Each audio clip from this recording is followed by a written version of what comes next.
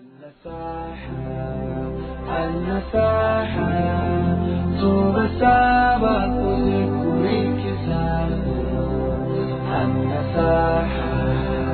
النصاحة tubasaba kuzikurikiza impanuro tugira tubahe n'ingirakamaro kuri twese impanuro tugira tubahe n'ingirakamaro. Kigira kabiri mu gihe umuntu watwawe n'agashavu cyofasha kugira ngo kibaye ryashavu n'umuntu guhindura uko yaraye.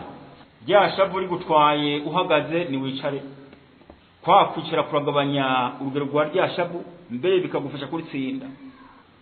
Wari wicaye naho ryama hasi. Ubu buryo bubiri burahambaye kuko intumwa yacu Muhammadin sallallahu alayhi wasallam yavuze iti idha ghadiba ahadukum wa huwa qa'imun falyajlis. Ni jambo ry'intumwa yacu Muhammad. Iti ni haje ushavura muri mwebwe agatwagwa n'agashavu, umuti akwiye kuvugutirwa kunwa kugira ngo ryashavu aritsinde, ashavuye ahagaze naheze yicare. Fa in dhahaba anhu al-ghadab, nibyashikaho ryashavu rihera, aho wa muti uzoburi ku rugero rw'uwo yarakeneye. Ariko hari uwundi akenera umuti mwinshi ukaze kurushaho kwicara. Wa illa falyadaja, umuti wanyu mubaho kubona niwe kugabana ryashavu mu kwicara no kuryama hasi. Reka tugaruke kwa Abu Dharr al-Ghafari, ubiningana n'umwacu Muhammad sallallahu alaihi wasallam. Aba barigishwa bakamenya, barazigama bagashira mu ngiro. Si twebwe ubu inyigisho twumva ni nyinshi, abigisha dufise benshi, mbere mu mwanya umwe. Mugabo ni nka wa mugani w'ikirundi bavuze bati abahigi benshi bayobozi mbwa. Ubwinshi bw'abarimu hari igihe ibi impamvu y'umuntu guhuba kutamenya. Abu Dharr al-Ghafari radiyallahu anhu igihe kimwe yari koravomera ingamiya kugira ngo zishoke zinwe amazi, maze abantu bari hirya baramuraba bati ninde muri mwebwe yogenda gushavuza urya muntu kugira ngo turabe inyifata twereka. Umwe avuga ati je ndabishoboye. Kandi abantu nk'abo b'inshira soni igihe cyose bamyeho n'ubu bariho, barazwishinga gusa no kugira ngo bakoze agati mu ntozi nta kindi.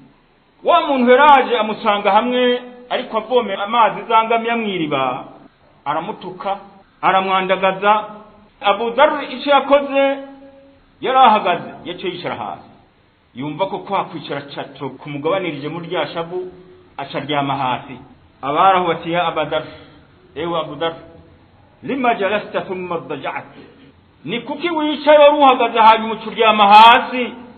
Yashiya bishura ati inna Rasulullah sallallahu alayhi wasallam qala, mu byukuri nibutse inyigisho y'umwacu Muhammadin sallallahu alayhi wasallam ko yavuze iti idha ghadiba ahadukum wa huwa qa'imun falyajlis, nibyashikaho umwe muri mwebwe atwagwa n'agashavu yarahagaze nahite yicara, bizomugabaniza ryashavu.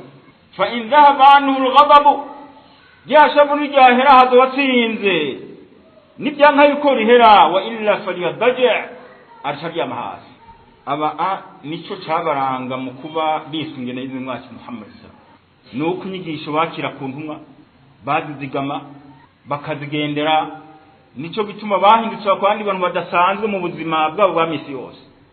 Harumenye yitwa Al-Khattabi araduha insiguro y'igituma wari uhagaze wicara wari wicaye uryama. Akavuga ati iyo hagize ushavura ahagaze, ishavu rishobora kumutwara agaca atera igipfunsi kuko arabishoboye ahagaze yiteguriye kwigwanako. Ariko yicaye anya ntiyoshobora gutera igipfunsi yicaye. Abagabanije ryashavu, abagabanije n'urugero rw'ingaruka za ryashavu. Aryamyeho rero urumvaho aba ahagaze impamvu zose zotuma agwa mu kaga kubera ryashavu, kandi rica rihera. N'imyaka irakujanye urabe ukomerewe n'imyaka irakujanye gira vuba wemera imana imirudende hataragera ko bita birakurenge ntiwumve isoni kubamira ibigirwamana bitigera bivuga anasaha tumba sama